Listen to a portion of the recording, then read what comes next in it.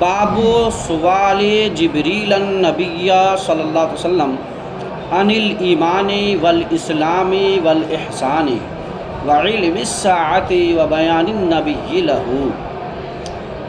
یہ باب ہے کہ حضرت جبریل امی کا نبی سے سوال کرنا ایمان کے تعلق سے، اسلام کے تعلق سے اور احسان کے تعلق سے، اور قیامت کے علم کے تعلق سے، اور نبی کا بیان فرمانا۔ ٹھیک ہے، مشکات شریف میں پہلی حدیث تو انما الاعمال بالنیات ہے، اور دوسری حدیث پاک یہی ہے حدیث جبریل، کچھ الفاظ کے اختلاف کے ساتھ۔ حضرت امام بخاری رحمۃ اللہ تعالی علیہ نے اسے کتاب الایمان میں ذکر فرمایا، یہ بتانے کے لیے کہ ایمان، اسلام، احسان یہ سب کیا ہے، ایک دوسرے کے مترادف ہیں، لیکن تشریحات و تعبیرات و توضیحات و تنقیحات میں کچھ فرق ہے، سمجھ گئے۔ اور ہمارے نزدیک اسلام یہ ایمان کا ثمرہ اور نتیجہ ہے۔ اسلام یعنی تصدیق قلبی جو ایمان ہے، اس کے ظہور کے اسباب میں سے ایک سبب جو ہے اسلام ہے۔ بات ہے سمجھ۔ اس حدیث پاک کے کئی نام ہیں، بڑی مشہور حدیث پاک ہے، یہ حدیث جبریل سے مشہور ہے، لیکن اس حدیث پاک کو ام الاحادیث بھی کہا جاتا ہے اور جامع الاحادیث بھی کہا جاتا ہے، ٹھیک ہے، اور بھی دیگر کئی نام ہیں۔ آپ مزید اس پہ ریسرچ اور مطالعہ کریں گے تو انشاءاللہ اور آپ جانیں گے۔ اس میں اللہ کے رسول علیہ السلام کی بارگاہ میں حضرت جبریل امی تشریف لائے۔ آپ کو معلوم ہونا چاہیے کہ ہمارے علماء محدثین نے لکھا ہے، بلکہ حدیث و احادیث کریمہ سے بھی ثابت ہے کہ حضور علیہ السلام کی بارگاہ میں جب بھی حضرت جبریل امی کسی انسانی شکل و صورت میں آتے تھے تو وہ صورت حضرت دحیہ کلبی کی ہوتی تھی۔ اب جب یہاں پر پھر ایک اعتراض ہوگا جو اس حدیث پاک میں ہے، بلکہ مشکات شریف کے الفاظ ہیں کہ لم یعرف منا احد، ہم میں کا کوئی شخص جانتا نہیں تھا، حالانکہ حضرت دحیہ کلبی کو سب لوگ جانتے ہیں۔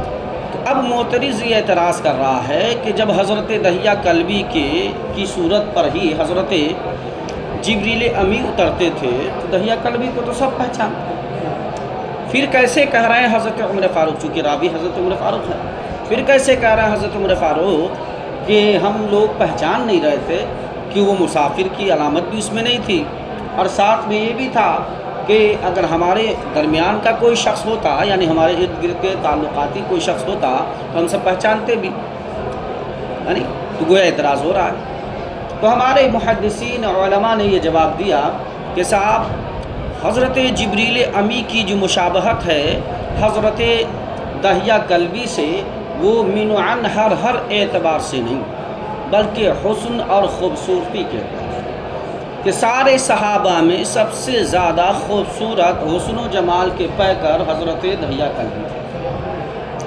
اور حضرت دحیہ کلبی کا معاملہ یہ ہے کہ آپ ایک قبیلہ کے جو 99 گھروں پر مشتمل تھا، باختلاف روایت 99 گھروں پر مشتمل تھا، اس کے آپ کیا تھے، سرپرست تھے، اس قبیلے کے سردار تھے، نہایتی حسن و جمال کے پیکر، نہایتی جوانی کے عالم میں حضرت دحیہ کلبی کے دل میں حضور علیہ السلام سے بغض تھا، ایمان لانے سے۔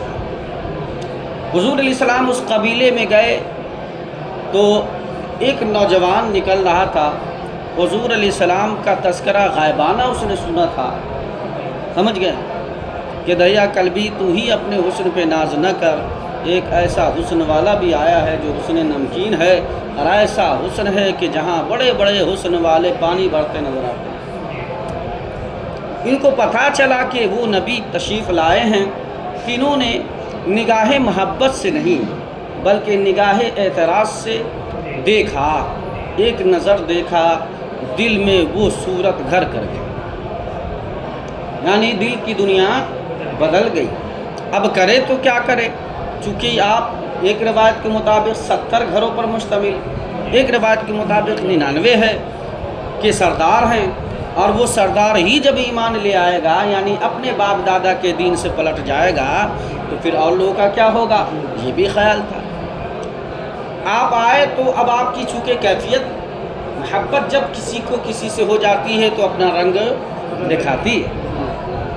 اب ان کو کھانا اچھا نہ لگے، پینا اچھا نہ لگے، ماں بھاگ بھاگ کر انہیں لے کر جاتی تھی ڈاکٹر کے پاس، جو اس وقت کے حکیم ہوتے تھے، اور ڈاکٹر کہتا تھا کہ میرے حساب سے تو کوئی مرض اسے نہیں ہے، لیکن پھر بھی کیوں کھانا پینا اچھا نہیں لگ رہا ہے نہیں؟ تو ماں نے کہا بیٹا کوئی ہے جس سے تو محبت کرتا ہے؟ کہا ایک صورت ہے جو ایک بار دیکھا اور اس صورت نے مجھے اس صورت میں پہنچا دیا۔ تو کہا بیٹا جب ایسی بات ہے تو ایمان لے آؤ۔ ہاں، ماں کے کہنے پر آپ پھر حضرت دہیہ کلبی مدینہ شریف تشریف لے گئے، اور وہاں جا کر حضور کی بارگاہ میں آپ نے اسلام قبول فرمایا، اور اس کے بعد جب بھی حضرت جبریل آئے تو حضرت دہیہ کلبی کے ہی صورت میں آئے۔ جواب یہ دیا گیا کہ حضرت دہیہ کلبی سے جو مشابہت دی جاتی ہے حضرت جبریل امی کی، یا حضرت جبریل امی کی جو مشابہت دی جاتی ہے حضرت دہیہ کلبی سے، وہ من کل الوجوہ کے بنیاد پر نہیں، حسن و جمال کے بنیاد پر، کہ جس طرح حسن و جمال کا پیکر حضرت دہیہ کلبی تھے، اسی طرح حسن و جمال کا پیکر بن کر حضرت جبریل امی تشریف لایا۔ یہ جواب ہے۔ حضور کی بارگاہ میں آئے، اور یہاں تو وہ الفاظ نہیں ہیں، لیکن مشکات شریف میں ہے، اور دیگر امام مسلم وغیرہ نے روایت کی ہے کہ حضور علیہ السلام کی بارگاہ میں تشریف لائے، ابھی تک صحابہ کو معلوم نہیں یہ کون ہے، آئے، اور آنے کے بعد اپنے گھٹنے کو حضور کے گھٹنے سے ملایا، اور پھر اپنے دونوں جانگ پر، ران مبارک پر اپنے دونوں ہتھیلی مبارک کو رکھا، اور اس کے بعد پوچھا حضور یا محمد، کیا کہا؟ اخبرنی عن الایمان، اے محمد آپ مجھے بتائیے کہ ایمان کیا ہے۔ یہاں پر یہ بھی اعتراض ہوتا ہے کہ اللہ رب العزت نے منع فرما دیا ہے، اے لوگو میرے نبی کو ایسے نہ پکارو، ان القابات کے ساتھ نہ پکارو جیسے کہ تم اپنے آپس میں لوگوں کو پکارتے ہو، اس لیے یا محمد کہنا حرام ہے۔ کیا ہے؟ یا محمد کہنا حرام ہے، یا محمد ابن عبداللہ کہنا بھی کیا ہے؟ حرام ہے، ٹھیک ہے نا؟ تو اب حضرت جبریل امی پکار رہے ہیں، تو جواب دیا گیا کہ ایک وجہ تو یہ ہے کہ حرمت سے پہلے کا واقعہ، جب آیت کریمہ اتری ہے نا حرمت والی، تو اس سے پہلے کا یہ واقعہ ہے، اور دوسری بات یہ ہے جو زیادہ صحیح ہے، زیادہ معتمد ہے، جس پر اعتماد کیا ہمارے علماء نے، کہ فرمایا کہ صاحب یہ انسانوں کو منع ہے، فرشتوں کو منع، انسانوں کو منع ہے، فرشتوں کو منع نہیں ہے۔ اب جب سوال ہوا کہ ایمان کیا ہے، تو حضور نے فرمایا ان تؤمن باللہ، کہ اللہ پر ایمان رکھو، ان کی کتابوں پر ایمان رکھو، ان کے فرشتوں پر ایمان رکھو، ان کے نبیوں پر ایمان رکھو، یوم آخرت پر ایمان رکھو، ہے نہیں، اور مرنے کے بعد اٹھنے پر، اور باش و نصب پر، اور تقدیر پر ایمان، ہے نہیں۔ پھر پوچھا کہ اسلام کیا ہے، تو کہا کہ اسلام یہ ہے کہ آپ نماز پڑھو، روزہ رکھو، زکوٰۃ دو، حج کرو، ہے نا، یہ ساری چیزیں 5 چیزیں۔ پھر حضور سے پوچھا کہ احسان کیا ہے، تو حضور علیہ السلام نے فرمایا کہ ان تعبد اللہ کأنک تراہ فإن لم تکن تراہ فإنہ، ٹھیک ہے، یہ تو مفہوم ہے۔ اب ہم جہاں جہاں اچھی اچھی باتیں ہوں گی میں بتاؤں گا انشاءاللہ۔ اب ترجمہ کرتے ہیں۔ بسم اللہ الرحمن الرحیم۔ باب سوال جبریل النبیہ، یہ باب ہے کہ حضرت جبریل امی کا سوال کرنا نبی کریم صلی اللہ علیہ وسلم سے، عن الایمان، ایمان کے تعلق سے، والاسلام، اور اسلام کے تعلق سے، والاحسان، اور احسان کے تعلق سے، وعلم الساعہ، اور قیامت کے تعلق سے، قیامت کے علم کے تعلق سے، وبیان النبی لہو، اور نبی کا بیان ان کے جواب میں۔ ثم قال جاء جبریل یعلمکم دینکم فجعل ذلک کلہ دینا۔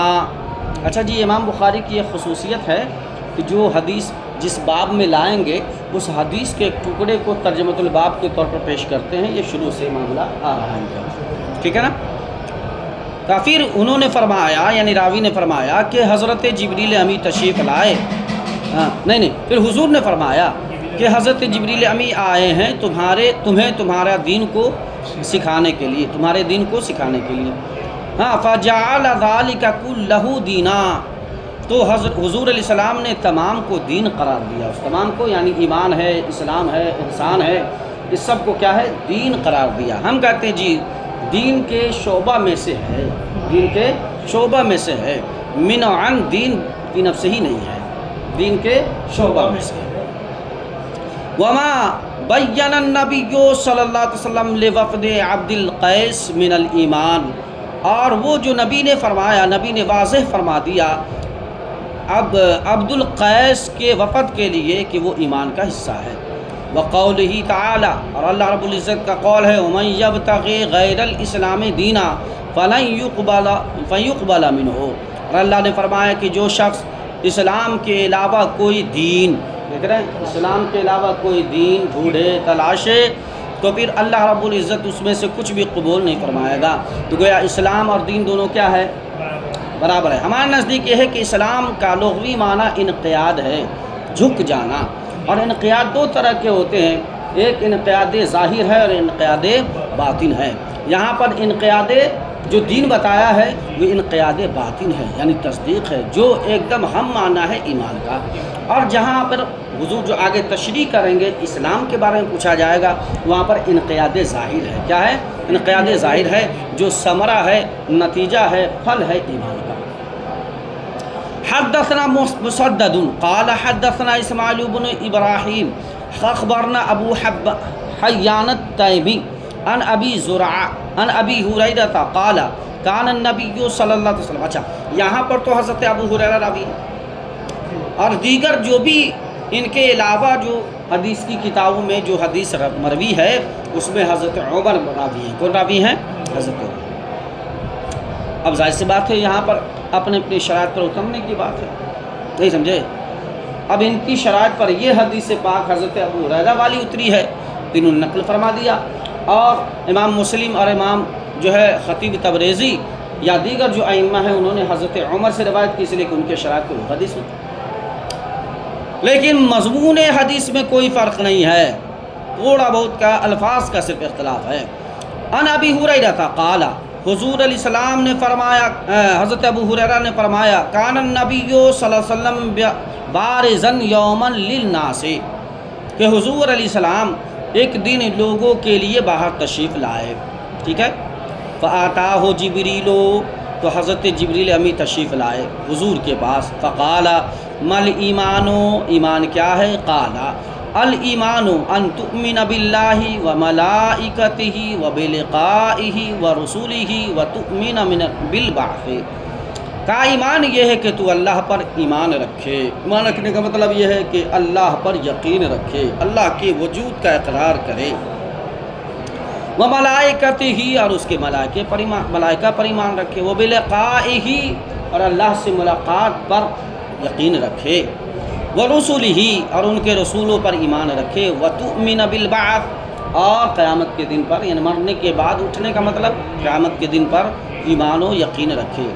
قال مل اسلام، قال الاسلام ان تعبد اللہ ولا تشرک بہ وتقیم الصلاۃ۔ دیکھیے ایک الفاظ اس میں بڑھے ہوئے ہیں، اسلام یہ ہے کہ تو اللہ کی عبادت کرے اور اس کے ساتھ شریک نہ کرے، حالانکہ یہ حصہ کس کا ہے؟ ایمان کا ہے، اس کا ہے، ایمان کا ہے۔ یہی محل استشہاد ہے حضرت امام بخاری کا کہ اسلام اور ایمان دونوں کیا ہے؟ ایک دوسرے کے لیے جزو لا ینفک ہے، یعنی جزو لازم ہے، یعنی تو گویا کہ اسلام کو اعمال جوارح، اور اعمال جوارح جو ہیں یہ جز بنا دیے گئے ہیں کس کے؟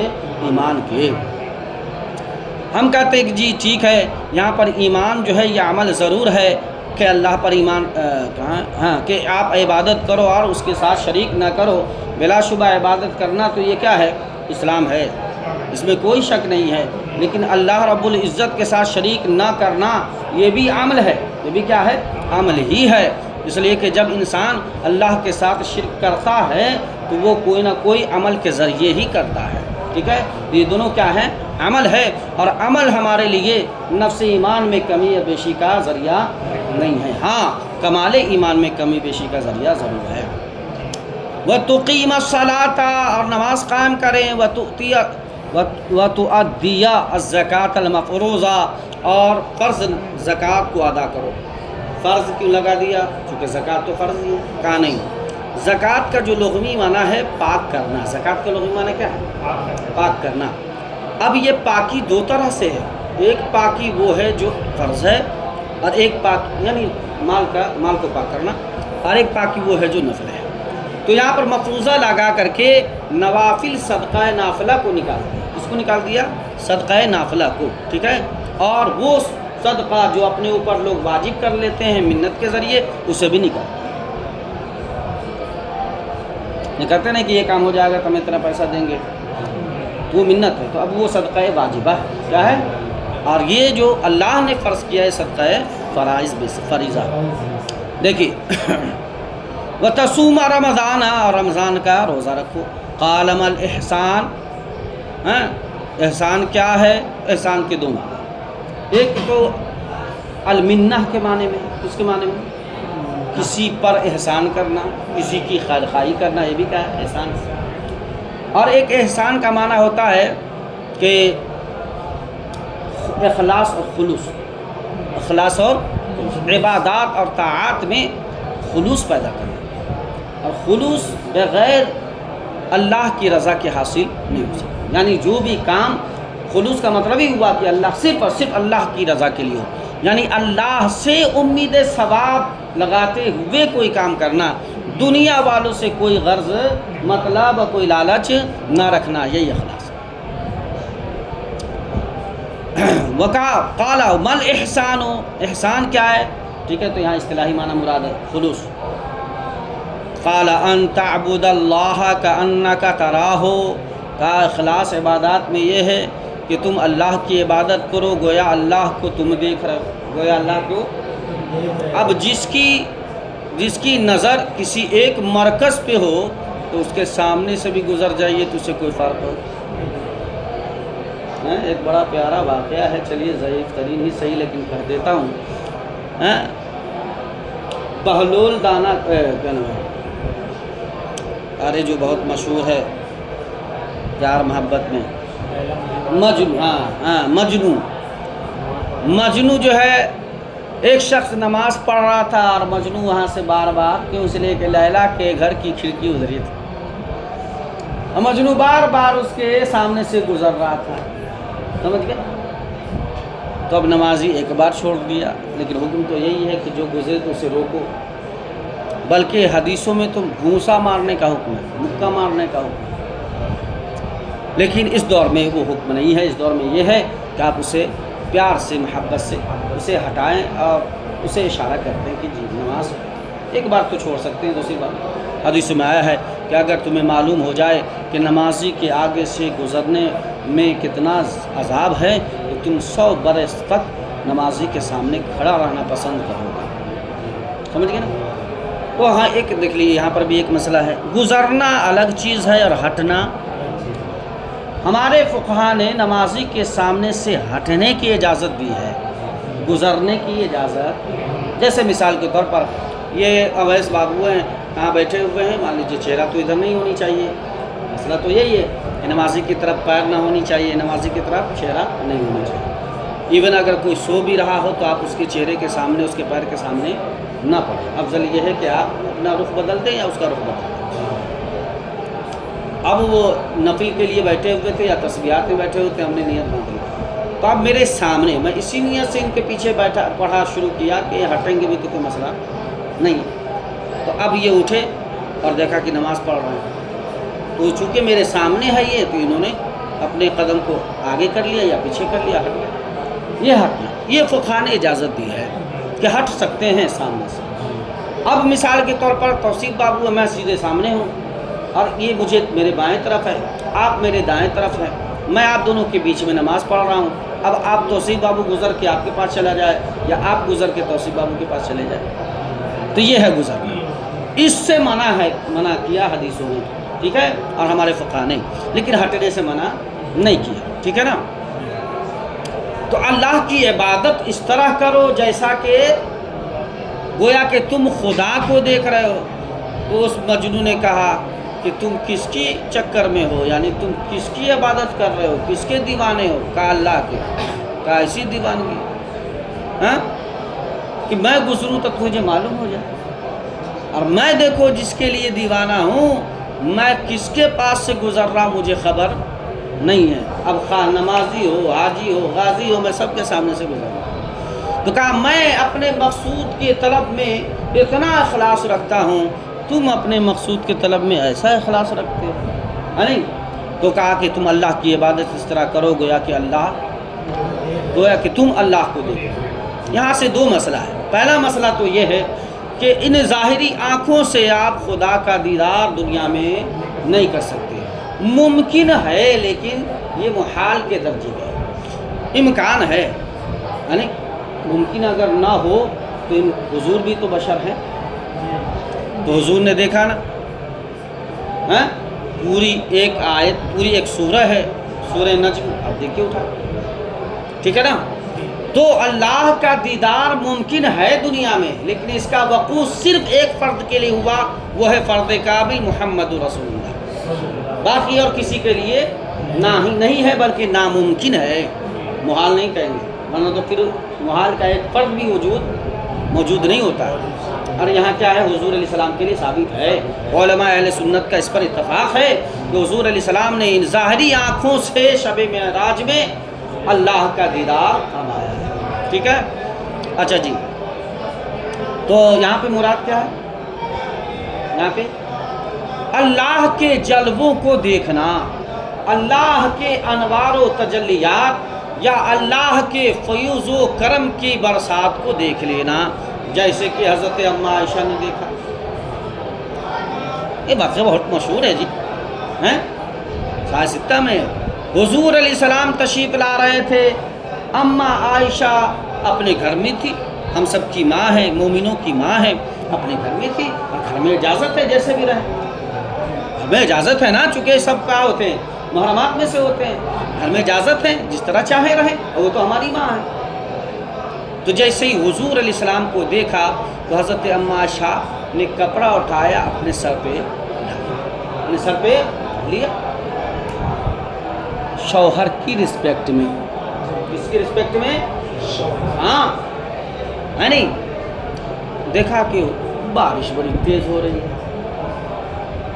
اور حضور علیہ السلام تشریف لا رہے ہیں بارش میں، حضور تو بھیگ گئے ہوں گے۔ حضور تشریف لائے حضرت اماں عائشہ کی حجرے میں، تو حضرت اماں عائشہ نے بدن چھوا، کہا اتنی تیز بارش میں آنے کی کیا ضرورت ہے؟ ارے بھائی ان کے شوہر ہیں، وہ جس طرح بھی کہیں، ہے نہیں، ابھی شوہر اور بیوی کا معاملہ ہے، سمجھ گئے نا۔ تو حضور نے فرمایا کون سی بارش، میرا بدن بھیگا ہے، کیا کروں؟ کہا میں تو دیکھی بارش۔ تو حضور نے فرمایا تیرے سر پہ کیا ہے؟ تیرے سر پہ کیا؟ کہا حضور یہ کپڑا ہے، آپ ہی کا کپڑا ہے حضور، آپ آ رہے تھے تو میں فوراً اپنے سر پہ رکھ لیا۔ حضور نے فرمایا کہ وہ بارش جو تم دیکھی ہو وہ عام بارش نہیں ہے، بلکہ وہ بارش خداوندی ہے، وہ رحمت کی برسات ہے، وہ اللہ کے فیض و کرم کی برسات ہے جو ہر لمحہ مجھ پہ نازل ہوتی رہتی ہے۔ بات ہے سمجھے نا؟ تو یہاں پہ حضرت اماں عائشہ نے کیا دیکھا؟ اللہ کے فیض و کرم کی برسات کو دیکھا، ٹھیک ہے نا۔ تو یہاں مراد ہے کہ آپ اللہ کی عبادت میں اس طرح گم ہو جاؤ کہ اللہ کے انوار و تجلیات میں کھو جاؤ، کیا ہو جاؤ؟ کھو جاؤ، ٹھیک ہے نا۔ اچھا جی، پھر فرمایا، اب جیسے مثال کے طور پر حضرت سلیمان، کون؟ حضرت سلیمان، انہوں نے ہی نا بیت المقدس کی تعمیر کروائی تھی، اور جنات لوگ بیت المقدس کی تعمیر کر رہے تھے، ہے نہیں؟ کیوں؟ اس لیے کہ حضرت سلیمان کو اللہ رب العزت نے بطور معجزہ یہ بھی عطا فرمایا کہ تمام مخلوق آپ کی مطیع و فرما بردار رہی، تمام، حتیٰ کہ پانی میں مچھلیاں بھی، حتیٰ کہ جنات بھی، حتیٰ کہ ہوائیں بھی، نہیں سمجھے؟ تو آپ نے کہا بیت المقدس کی تعمیر کرنی ہے، آپ کھڑے ہو گئے ڈنڈا لے کے، کیا لے کر کھڑے ہو گئے؟ ڈنڈا لے کے کھڑے. اور اسی دوران حضرت سلیمان کی وفات ہو گئی، اور 100 سال تک، کتنے سال تک؟ 100 سال تک ڈنڈے پہ کھڑے رہے، ایک روایت میں، اور ایک روایت کے مطابق 40 دن تک ڈنڈے پہ کھڑے رہے. اللہ نے دیمک کو حکم دیا، اس کو دیمک کی پیدائش اسی سے، دیمک کو حکم دیا، اور ادھر جنات جو ہے دیکھ رہا کہ حضرت سلیمان تو دیکھیے رہے ہیں، تو رات دن کام شروع. کیوں؟ اس لیے کہ جنات دیکھ رہا تھا کہ حضرت سلیمان مجھے دیکھ رہے ہیں، نہیں، اور رات دن جب حضرت سلیمان مالک کھڑے ہیں تو پھر مزدور کو چھٹی کیسے ملے گی؟ تو رات و دن وہ محنت کر رہے تھے، سمجھ گئے. اور جب بیت المقدس کی تعمیر مکمل ہو گئی، اللہ کے رسول، اللہ نے دیمک کو حکم دیا کہ تم اب کیا کرو، چاٹنا شروع کرو. جب حضرت سلیمان زمین پر تشریف لائے تو جنات نے کہا ہائے مولا، ان کا انتقال تو 40 دن پہلے یا 1 سال، 100 برس نہیں، 1 سال، شاید 1 سال، 100 برس میں زیادہ کہہ دیا، 1 سال یا 40 دن پہلے جو ہے انتقال ہو گیا. چونکہ دیمک بھی بتا اتنی جلدی تو دیمک لگتی نہیں ہے، نہیں سمجھے. تو وہاں کیوں محنت کر رہے تھے وہ؟ کہا جب بھی تم اللہ کی عبادت کے لیے کھڑے ہو تو گویا کہ تم اس طرح عبادت کرو کہ خدا تجھے دیکھے. ایسے جیسے مثال کے طور پر اللہ کے جلووں میں کیسے گم ہونا، یہ تو ہم نے اس کا بتا دیا، دوسرے ٹکڑے کا تو مالک دیکھا ہے نہیں. اب یہ مثال لے لیجئے کہ اللہ کے جلووں کو آپ دیکھ رہے ہیں کیسے. حضرت یوسف ہیں حسن و جمال کے پیکر، نبی نے فرمایا کہ میں حسن صبیح والا ہوں، حسن نمکین والا ہوں، اور میرا بھائی یوسف و اخی یوسف اصبح حسن صبیح. حسن نمکین حسن صبیح میں فرق یہ ہے، حسن صبیح بولتے میٹھے حسن والے کو، ایسا حسن جسے دیکھے تو تڑپ کے رہ جائے. کیا حسن اللہ نے دیا ہے، یہ حسن صبیح ہے، یعنی میٹھا حسن ہے. اور حسن نمکین جو حضور علیہ السلام کو دیا، یہ حسن صبیح سے زیادہ پاور رکھتا ہے. حسن نمکین کو انسان دیکھتا ہے تو دیکھتا ہی رہ جاتا ہے کہ کیا ہے اس کے حسن میں کہ جو اپنی طرف کھینچتا چلا جاتا ہے. نہیں سمجھے. حضرت یوسف جب حضرت زلیخا کو ان کے سہیلیوں نے کیا کیا تھا، تانا دیا تھا کہ تم ایک غلام کے چکر میں پڑی ہو، تم تو ملکہ ہے، تم تو جس پر ہاتھ رکھ دو گی وہ تمہارا ہو جائے گا، تم ایک غلام کے پیچھے پڑی ہو. تو حضرت زلیخا سلام اللہ علیہا نے جواب دیا کہ سنو، تم شاید کہ حضرت یوسف کے حسن کو نہیں دیکھے. اگر تم قرآن میں منشن ہے، اگر تم دیکھ لو گی تو لقطعنا ایدیہن، کہ تم اپنے ہاتھوں کو کاٹ لو. اچھا حضرت زلیخا نے پہلے بتا دیا، کہا اچھا ٹھیک ہے ٹرائی کر لیں گے. ٹرائی کرنا میں کہا ٹھیک ہے کوئی بات نہیں ہے. ٹائم مقرر فرمایا. حضرت یوسف سے چونکہ آپ غلام اس وقت تھے، لیکن اس غلامی پر ہم سب کی آزادی قربان. حضرت یوسف سے کہا ملکہ زلیخا نے کہ تمہیں اتنے وقت میں تمہیں نکلنا ہے. ساری عورتوں کو چاقو اور پھل دے دیا، پھل میں اختلاف ہے، پھل دے دیا اور کہا دیکھو جیسے ہی حضرت یوسف نکلے تو تم اس پھل کو کاٹنا شروع کر دینا. اللہ کی شان یہ ہوئی کہ حضرت یوسف جب نکلے نا تو عورتیں چھری سے اپنی انگلیاں کاٹ لی. کیا کر لی؟ کیوں کاٹ لی؟ اور احساس بھی نہیں ہوا. کیوں؟ اس لیے کہ وہ حضرت یوسف کے حسن و جمال میں گم تھی، اور اس طرح گم ہو گئی کہ انگلیاں کٹ گئی، پتہ نہیں چلا. حسن یوسف پہ کٹی مصر میں انگشت زنا، سر کٹاتے ہیں تیرے نام پر مردان عرب. حضور اعلیٰ حضرت نے فرمایا وہ تو حسن یوسف تھا کہ جس کو دیکھ کر کے عورتیں انگلیاں کاٹ لے رہی تھی. وہاں کی عورتیں تھیں اور انگلیاں تھیں. حضور آپ کو ایسا حسن دیا گیا ہے کہ وہاں مصر کی عورتیں اپنی انگلیاں کاٹ رہی ہیں، اور یہاں پر حضور آپ کے حسن کو دیکھ کر مکہ کے بڑے بڑے سردار اپنی گردن سب میں لے کے کھڑے ہیں آپ کے حسن پر لٹانے کے لیے. بتا سمجھنا. تو وہاں جو ہے اس وجہ سے انگلیاں کاٹنے کے بعد بھی احساس نہیں ہوا کہ وہ حضرت یوسف کے حسن میں کیا ہے، گم ہو گئی تھی. گم ہو گئی تھی ساری عورتیں. تو اس لیے حضور علیہ السلام نے فرمایا کہ تم رب کی عبادت اس طرح کرو جیسا کہ تم خدا کے جلووں کو دیکھ رہے ہو. حضرت علی کرم اللہ وجہ الکریم کہ جب پاؤں مبارک میں تیر لگ گیا اور ڈاکٹروں نے نکالنے کی کوشش کی، اس دور کے جو حکیم تھے نکالنے کی کوشش کی تو آپ تڑپ اٹھتے تھے درد سے. تو کہا کہ ایک صورت ہے کہ ایسا کرو، میں نماز کے لیے نیت باندھ لیتا ہوں. کیا کر لیتا ہوں؟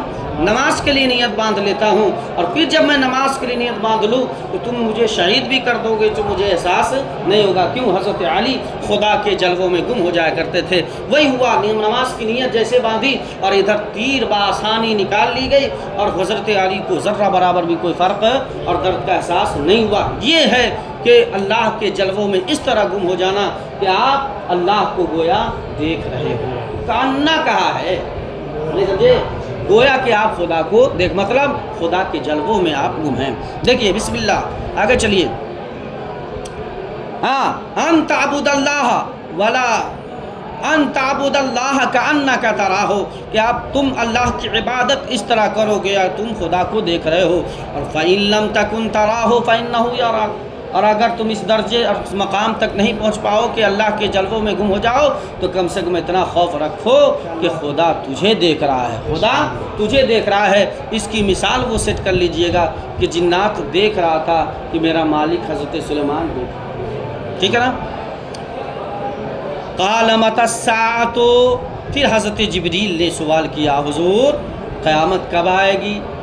ٹھیک ہے. قال مل مسئول عنہا بأعلم من السائل، کہا کہ جس کے بارے میں سوال کیا جا رہا ہے اور جس سے سوال کیا جا رہا ہے وہ سوال کرنے والے سے زیادہ جانتا نہیں ہے. اعلم کہا، کیا کہا؟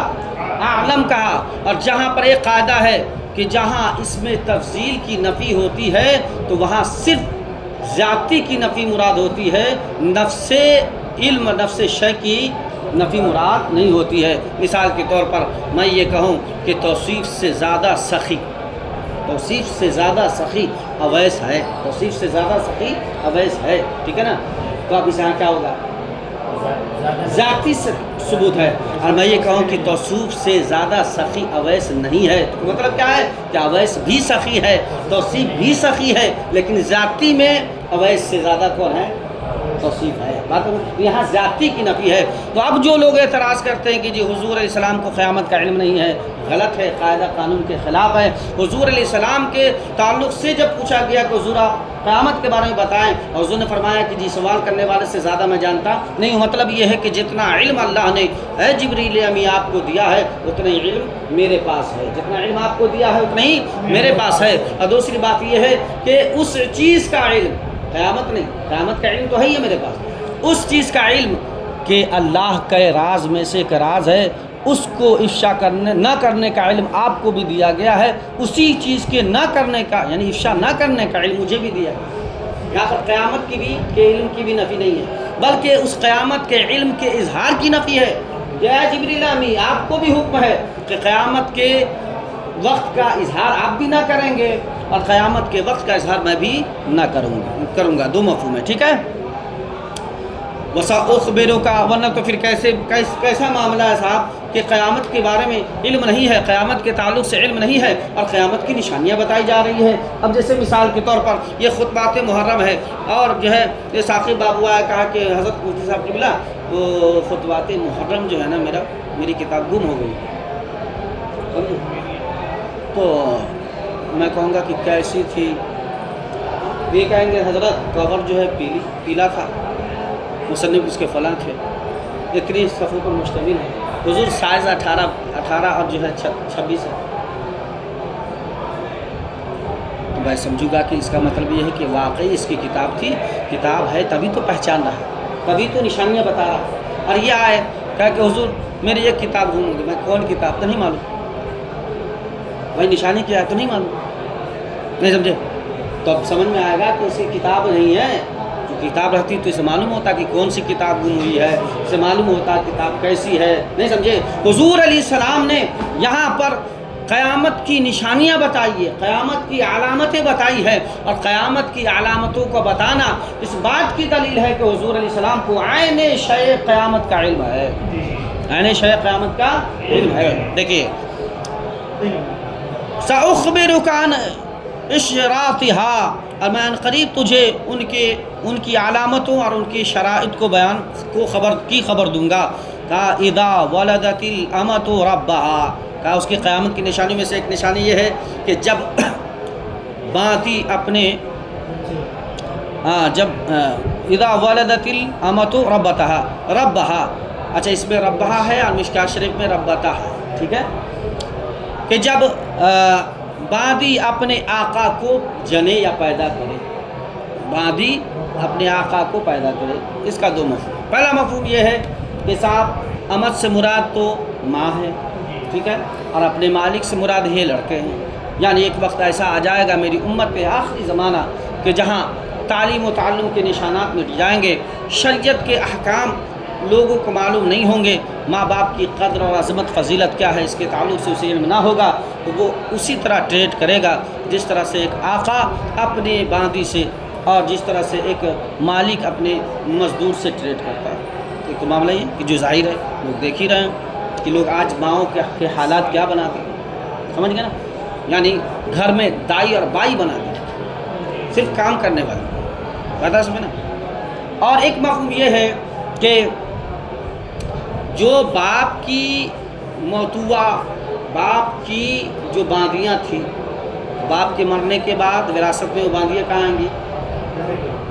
بیٹے کے لیے، اور وہ بیٹا حقیقت میں بیٹا ہے اس باندھی کا، چونکہ باپ کی طرف نسبت کرتے ہوئے اب وہ کیا ہے، اپنے ماں جو باپ کی بیوی ہے اور باندھی ہے وہ جو وراثت میں آئی تو اب اس سے وہ کیا کرے گا، وتی کرے گا، جمع کرے گا، ہے نہیں، جہالت کی بنیاد پر۔ حالانکہ ہونا کیا چاہیے، جو باپ کی موتوا ہو تو کما ہوگی، ٹھیک ہے نا۔ تو ایک مفہوم یہ ہے کہ باپ کی چھوڑی ہوئی باندیاں اس کا مالک کون ہو جائے گا، بیٹا، حالانکہ وہ کیا ہے، یہ دو مفہوم ہے اور دونوں صحیح ہے، دونوں کیا ہے، دونوں درست ہے، ٹھیک ہے نا۔ وَإِذَا تَطَاوَلَ رُعَاةُ الْإِبِلِ الْبُهُمِ فِي الْبُنْيَانِ، اور جب آپ دیکھو گے کہ کالے، بہم بولتے ہیں کالے کو، ٹھیک ہے، کالے اونٹوں کو چرانے والے بڑی بڑی عمارتوں پر اترائیں گے۔ آج دیکھ لیجیے برج خلیفہ کیا ہے، برج خلیفہ کیا ہے، پوری دنیا کی سب سے اونچی عمارت ہے، معلوم ہے نا، اب کس کے پاس ہے، بکریاں چلانے۔ حضور علیہ السلام کی یہ خبر 100% درست ہو گئی، حضور کی پیشن گوئی، ٹھیک ہے، آج اترا رہے ہیں۔ اور پھر اپنے علاقے، اپنے گھر، اپنے دوار، اپنے محلے ٹولے کو بھی دیکھ لیجئے کہ کل جس کے پاؤں ننگے تھے، جس کے بدن ننگے تھے، جسے کھانے کے لالے تھے، جو آپ کے دروازے پر اللہ کے فضل سے اللہ نے آپ کو بحیثیت بنایا، تو آپ کے دروازے پر لوگ کھڑے رہتے تھے، آج ان کی اولادیں دیکھیے بڑی بڑی بلڈنگوں میں اترا رہے ہیں، سمجھ گئے نا، اور عیش و عشرت کی زندگی ہے۔ یہ سب کیا ہے، قیامت کی نشانی، جو حضور نے فرمائی زمین اپنی جگہ سے کھسک سکتی ہے، پہاڑ اپنی جگہ سے ہل سکتا ہے، زمین و آسمان کے قلابے ایک مل سکتے ہیں، یہ تو ممکن ہے، لیکن حضور کی بات بدل جائے ممکن نہیں۔ ثم تعالی النبی صلی اللہ علیہ وسلم ان اللہ عنده علم الساعہ، پھر حضور علیہ السلام نے یہ آیت کریمہ تلاوت کی، ان اللہ عنده علم الساعہ، کہ اللہ ہی کے پاس ہے قیامت کا علم، ہے نہیں۔ اچھا، یہ 5 چیزیں ایسی ہیں جو صرف اللہ رب العزت کے پاس علم ہے، ٹھیک ہے، ہم یہ تعویل کرتے ہیں، پھر حضور علیہ السلام بے شمار احادیث سے ثابت ہے حضور علیہ السلام نے 5 چیزوں کی خبر دی، نہیں سمجھے، تو ہم یہ کہتے ہیں کہ 5 چیزوں کا علم اللہ رب العزت کے پاس ہے، یہ علم ذاتی ہے، اللہ کا علم ذاتی ہے، اور اللہ جسے چاہتا ہے اپنے فضل و کرم سے عطا کر دیتا ہے، تو میرے نبی کے پاس ان چیزوں کا علم عطائی ہے، یعنی اللہ کے عطا کر دینے سے، ٹھیک ہے۔ ثم ادبرا، پھر وہ شخص جو سوال کرنے آئے تھے یعنی جبریل امی چلے گئے، فقال ردوہ، تو حضور علیہ السلام نے فرمایا انہیں واپس کرو، جب جانے لگے نا تو کہا واپس کرو، بلاؤ، فلم یروا شیئا، تو لوگوں نے کچھ نہیں دیکھا، یعنی وہ تو جبریل امی تھے، چلے گئے۔ فقال هذا جبریل جاء يعلم الناس دینہم، کہ یہ حضرت جبریل امی تھے جو لوگوں کو ان کے دین سکھانے کے لیے آئے تھے، ٹھیک ہے نا، ہاں ٹھیک ہے نا۔ چلیے کل پڑھیں گے. اچھا، قال ابو عبداللہ جعل ذالک کلہ من الایمان، حضرت ابو عبداللہ نے کہا، فرمایا کہ اس تمام کو ایمان کا حصہ بنا دیا گیا ہے. ٹھیک ہے.